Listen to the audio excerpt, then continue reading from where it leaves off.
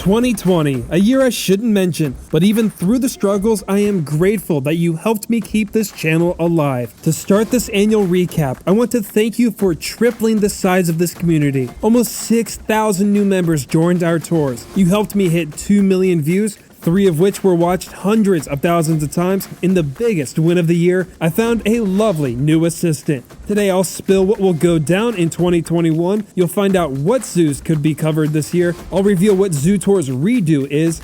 And as usual, the best tours of last year I think you should check out. And to add a twist, I'll even maybe throw in a fact or two about each one. So number 10, the Nashville Zoo's Expedition Peru. Nashville never fails to impress. In their eyes, it seems that nothing's ever good enough. So in recent projects, they went all out on the theming. Trek of the Andean Bear only opened in 2018 and won the AZA's Best Exhibit Award the following year. I think it's worth admiring because while South America is represented a bunch in zoos, you never really see the focus on anything other than the Amazon. On this episode, we see the poodoo for the first time, marvel at what has to be the best spectacled bear enclosure in the country, and we finish unexpectedly with a bunch of guinea pigs. And the fact per video, it is the second episode that gives you a look into one of the zoo's bathrooms. Number 9, China at the Memphis Zoo. Speaking of theming, I've yet to see a place do it better than Memphis. In this case, they use a colorful courtyard with thousands of glazed tiles on top of Central Asian architecture. From that courtyard is a portal to a peaceful garden. The spotlight shines on a deer that's considered extinct in the wild, monkeys with mohawks that's barely seen in America, and of course, the ones with the most screen time are their giant pandas. And fun fact, while it's the second episode with pandas, these were the first I ever filmed, and it took me almost an hour to confirm the pronunciation of their names. Number 8, the Trail of the Tiger at the Virginia Zoo. Not only was this another park we've yet to see, but let me tell you, this zoo does deserve more attention, and you can clearly see that on this episode. Trail of the Tiger is a loop through almost every environment in Asia, and every animal was active enough to make an impression. There's orangutans, the channel's first sun bear, the channel's first Asian black bear, a cassowary, escape artists, otters, and the main event, their baby Malayan tapir.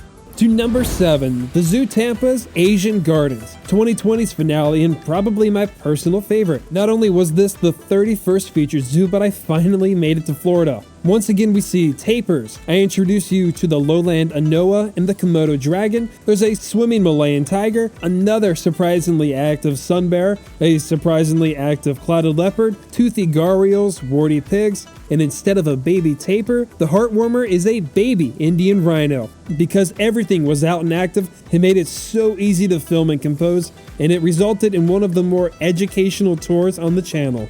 Number 6, the Cold Water Quest at the Georgia Aquarium is a somewhat quick gallery that doesn't just bring you to the Arctic as you may think, but also does display creatures from the chillier waters of the Pacific and even South Africa. This episode and exhibit is very special to me. It is well worth watching thanks to their puffins, rescued sea otters, interactive penguins, and no surprise, save best for last, is the channel's debut of the beluga whale. Next, number 5, the Houston Zoo's African Forest. The animals from Zoo Tampa may have made it easy to film, but I could say the same about this based on its design. To mildly put it, it is beautiful. The forest opened in separate phases that were 5 years apart, and now begins with one of the largest, most complex gorilla sanctuaries in the world. It may not be saying much, but personally, it's the closest I've seen these great apes appear as if they're in the wild. The episode continues with our first look at chimpanzees. There's brief visits to their white rhinos, giraffes, zebras, and finishes with just the best view of an ostrich.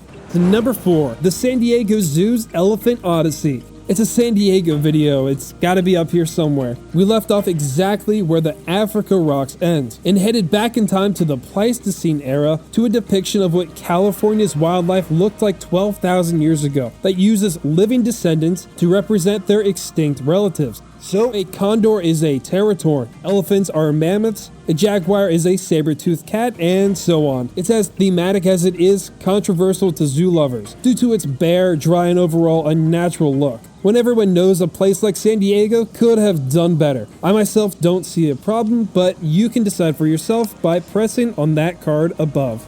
Number 3, The Desert Dome at Omaha's Henry Doorly Zoo. You could say this desert is inspiring and influential, but no other zoo on this side of the world has even attempted to mimic it. And for the other desert domes that do exist, they just do not match up to Omaha's magnitude. It's almost an acre journey that surrounds you with literally tons of sand and overtowering rock. And tucked into the crevices of that rock, there's an African wildcat, klipspringers, coatis, several predator and prey setups, one of the best reptile collections you'll ever see, and from my point of view, amazing cinematography that forms on its own. Headed to number 2, Africa at the Cincinnati Zoo. I wanted to hold off on this for basically until it was the last thing Cincy had to offer, but considering its view count, I'm glad I didn't. Africa is the biggest project in the zoo's history, using animals from the plains, drylands, and swamps to essentially create a panoramic oasis. Because it's my hometown zoo, I was able to tell you every little detail I could about the exhibits and individual animals themselves, like the babies of Giraffe Ridge, the cheetah run, the regal lions, to the diverse life on the savannah, playful painted dogs, meerkats, and the world's most famous hippos as part of a very fitting finale.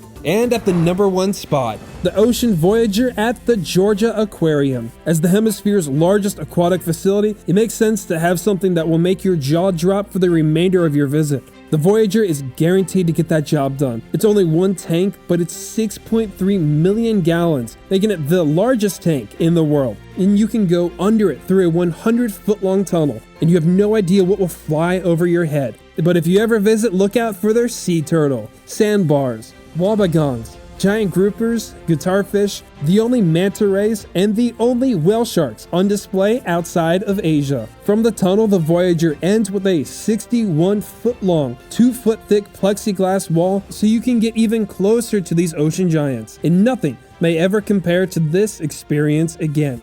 So it's time to find out what's in store for this year. We will go back to Fort Wayne, of course, Omaha, San Diego, finish up Virginia, Maryland, the Tennessee Aquarium, Zoo Tampa, along with Memphis, Pittsburgh, and maybe the Shed Aquarium. But the places my lovely assistant and I are aiming for is the Zoo Atlanta and Minnesota Zoo. And an entire list of what could be seen is below in the comments. And now there's a possibility that I may not be able to travel far this year. So to keep the channel's heartbeat going for just a little more, I may have to turn to Zoo Tours Redo. It's no surprise that my videos have evolved over time and earlier episodes just don't compare. Sometime in the middle of this year, I will start to redo over 50 videos that will replace certain episodes. There will be improved editing, voicing, upgraded quality footage, update to changes if necessary, and the goal overall is to up the value of this channel. And that wraps up this 2020 recap. So happy new year. I continue to look forward to being your #1 zoo guide,